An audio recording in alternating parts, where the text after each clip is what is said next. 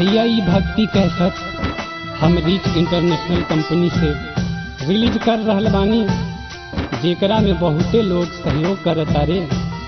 हमार भरत शर्मा जी, भोजपुरी सम्राट, वेद प्रकाश जी, प्रेम धनी कंपनी के मालिक अग्निहोत्री जी, किशन लाल पंचाल और डॉक्टर बीपी गहलोत जी, हम निर्भय शर्मा तमाम जनता के हार्दिक बधाई और हाथ जोड़ के प्रणाम कर रहल बानी। एक पत्नी अपन पति के दिल्ली में लेटर भेजा तारी और नवरात्र में घर पे बुलावा तारी, कहा तारी कैसे है भैया।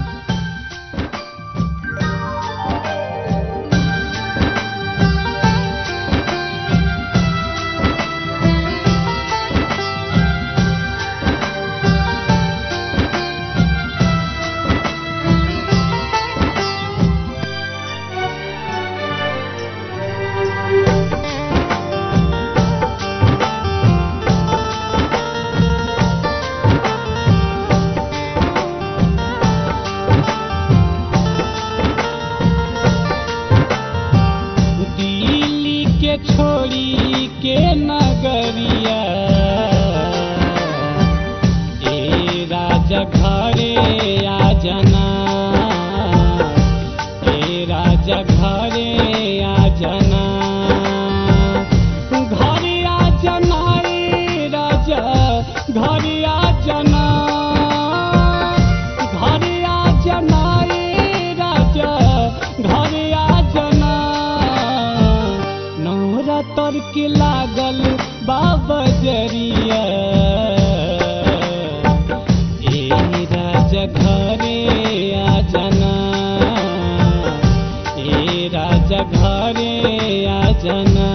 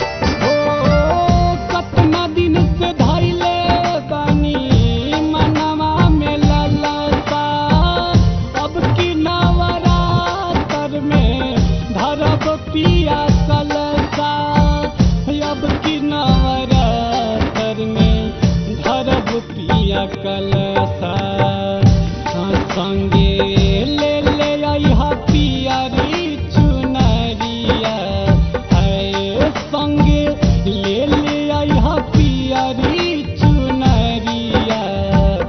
ए राजा घरे आ जाना, ए राजा घरे आ जाना।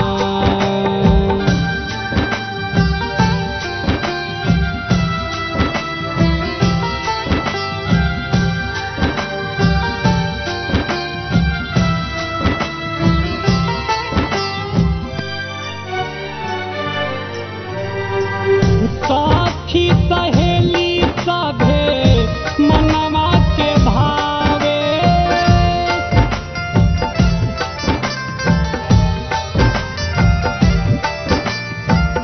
सबका के पति माई से दर्शन कर आवे।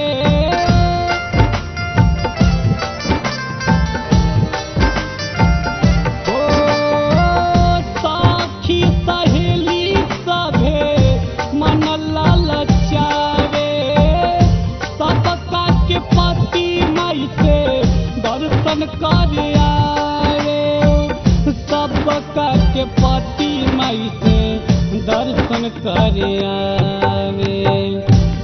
सबसे बढ़ के बमाई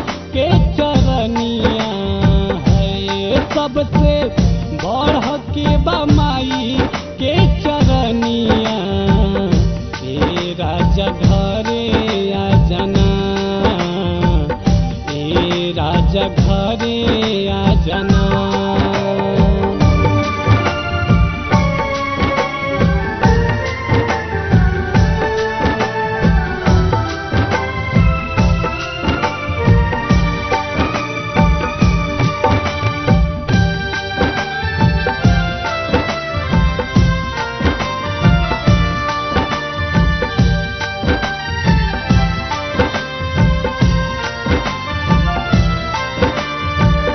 अनुजाति नेत्र माई के पियरी चढ़ाइला,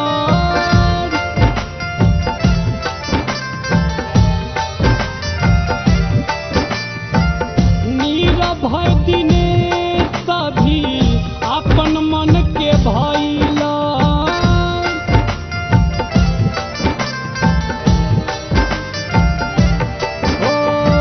अनुजाति नेत्र माई के पियरी चढ़ाइला, नीरभय दिनेश सभी अपन मन के भइला, नीरभय दिनेश सभी अपन मन के भइला। सभी मिल के लगैलन जाए करिया, सभी मिल के लगैलन जाए करिया, ए राजा घरे आ जाना, ए राजा घरे आ जाना। घरे आ जाना ए राजा घरे आ जाना, घरे आ जाना ए राजा घरे आ जाना। नवरात्र के लागल बाबा जरिया, ए राजा घरे आ जाना, ए राजा घरे आ जाना।